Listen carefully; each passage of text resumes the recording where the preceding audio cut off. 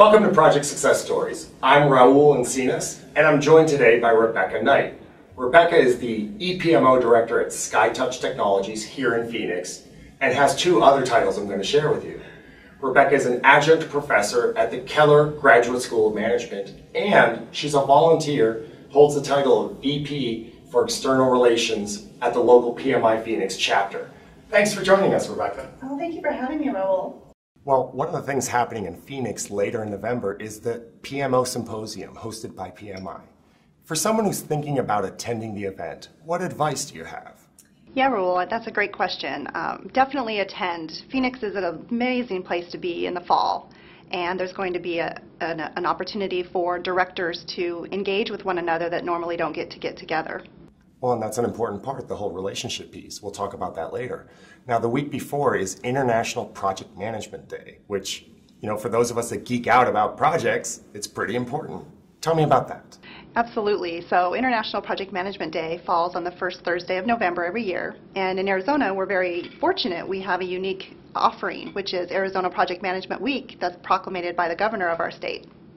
I'm also proud about Arizona, and we've got a great startup community that a lot of people don't realize. In fact, the company that you've been at is SkyTouch, has been around for 2 years. Tell us a little bit about what it's like being in a startup like that. It's exciting. We wear a lot of hats. As the EPMO director, my team is involved in everything planning, from inception of ideation through out the door deployments. Now, I know in startup environments, innovation is really important. Just tell me a little bit about how you foster that. Yeah, one of the unique things that we do at SkyTouch is we dedicate 2 days a year, full 24-hour days, to innovation in an event called our Alpha Games. Now, you don't just get into a role like EPMO director at a startup overnight. Your career, I know, was marked by some significant projects. Tell me about one of them. Oh, yeah, definitely. There's some trials and tribulations that come with wearing the project management hat. Now, you don't get to a role like EPMO director without having delivered a few projects successfully. Tell us about one.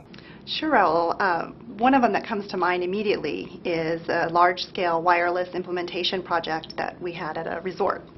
And I was responsible for implementing that with a team of engineers from my company, vendors that were representing their products, and then also subcontractors in order to implement this in a 6-month time frame. And with that, because there was different vendors and products that were being used, we had a compatibility issue arise that was unknown to us at the beginning of the project. And so I had to resolve that through the relationships that I have within my company, and then also using their relationships at the product vendor site. And through that relationship and level of understanding, they were able to help us bring on engineers for those products that were able to help us work with our team to solve the compatibility issues we were having that was beyond the scope of our engineers' experience. Sounds like quite a bit of a challenge there. Yeah, absolutely was. Did it get crazy at some point? It got very crazy because the time frame was short. So we had 6 months to replace 6,000 rooms of their old wireless systems with the new technology to improve their guest wireless experience.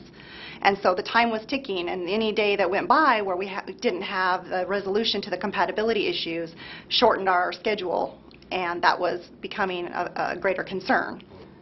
So we were able to get past that risk event by having the relationships that were built between the sales side and the vendor side, as well as the subcontractors that were working with us on our project.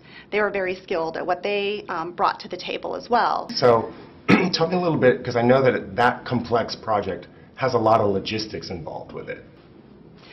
Yeah, one of the logistics that we faced daily was room access, because you can imagine in a resort they make money by having their rooms filled. We call it heads and beds.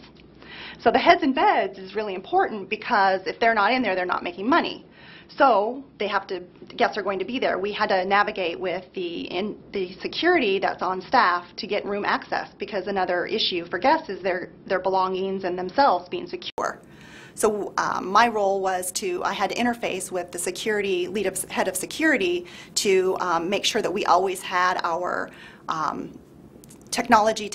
our technicians that were going into the rooms to replace the wireless devices and place our new ones in there, that always had security partnered with them. So the logistics was a daily logistics nightmare at times. Sometimes it went very smoothly, everybody was there when they needed to be, and everything flowed. But with 6,000 rooms, we had to enter them at least twice to be able to remove a device, place another one. And then also, speaking of logistics, another thing that comes to mind is a hurdle that we faced was around tampering. Either they were tampered with, or the quality of the brackets that were placed for the new devices, they were falling off. And if they fell off, it would lose the signal. And then guests would call and complain to the front desk that they no longer had wireless. So then we had to track it back to the room that it was in. So it was rework. As any project manager knows, rework costs time, money, and potentially your reputation with your client that you're doing the project with. So that was one area that was something that we didn't expect. You know, I hear a lot of obviously on-site logistics challenges, but also a lot of investment in the relationships. Tell us more about the lessons you learned as a result of that project.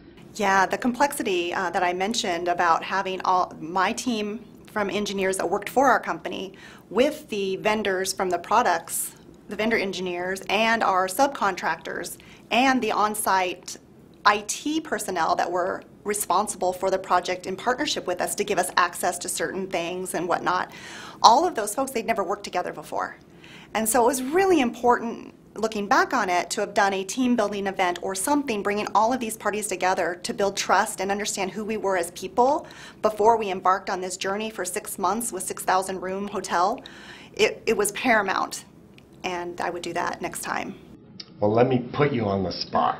Now, as we come into the present day, what are you doing to foster better team relationships at SkyTouch? Yeah, well, at SkyTouch, ironically, we've had a recent team changes, and so now we have people that are going to be working together that haven't worked together before. And I'm planning an event for a local place where we can go and make something together, like a ceramic event where they can make something. So my team doesn't know about this yet, and I'm really excited to do that with them because I think it's really going to help build that morale and that trust with one another. Oh, that's fantastic. So what advice do you have for the rest of our viewers when they want to think about how to build better team relations? Yeah, I think one of the key areas around building team relations is understanding the individuals that are on the team, as well as how they mesh together and be able to really elevate their strengths and have each of them compensate for the weaknesses that we have as individuals. And so really being able to bring that together so that we're all better together. That's fantastic. And I think on that note, we can wrap up the show. I really appreciate you being here. That's it for today's episode of Project Success Stories. Join us next week when we'll have a couple of executives from Apollo Group. Thank you.